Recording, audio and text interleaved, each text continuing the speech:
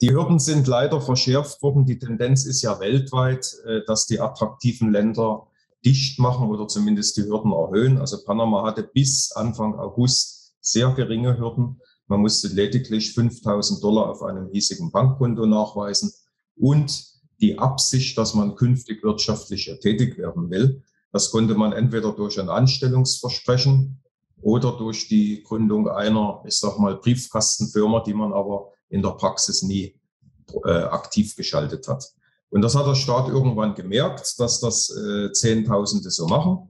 Er wollte nicht die Deutschen, Schweizer und Österreicher bestrafen, aber sehr wohl die anderen der 50 Friendly Nations, die in diesem Programm waren, die das doch teilweise ausgenutzt haben, also Kubaner mit spanischem Pass, Venezolaner mit spanischem Pass, die dann später durch Familiennachzug natürlich auch viele Leute hergebracht haben und einfach dem Land nichts gebracht haben. Das heißt, man hat jetzt eine Zusatzhürde eingeführt.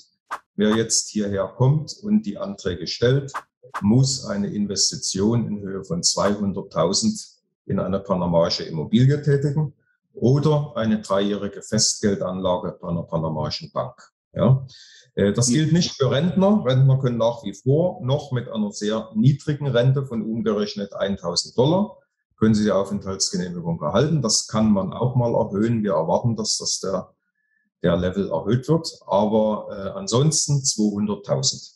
Einzige Ausnahme, italienische Staatsbürger, die können durchaus in Deutschland leben.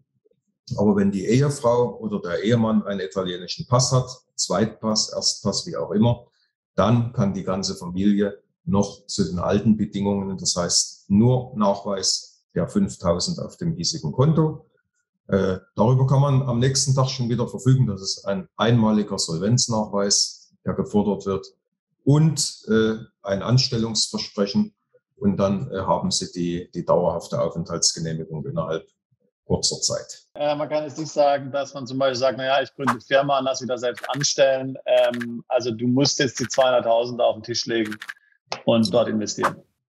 Es ist so, es gibt noch eine dritte Möglichkeit, dass man ein echtes Anstellungsverhältnis hat bei einer panamaischen Firma. Dort die Sozialversicherungen abgeführt werden. Und das muss natürlich über die gesamte Zeit, es ist eine Probezeit vorgeschaltet worden von 2 Jahren und erst danach kann man den Antrag auf dauerhafte Aufenthaltsgenehmigung stellen. Das muss über die gesamte Zeit nachgewiesen werden, da kann man auch nicht ausreisen. Es gibt da windige Anbieter, die sagen, ja, wir machen eine Fake-Anstellung und so weiter und fliegst wieder zurück nach Deutschland und zahlst einfach dafür. Aber die Behörden würden dann nach 2 Jahren natürlich im Reisepass sehen, Moment, der war ja gar nicht in Panama. Also von solchen Sachen rät unser Anwalt ab.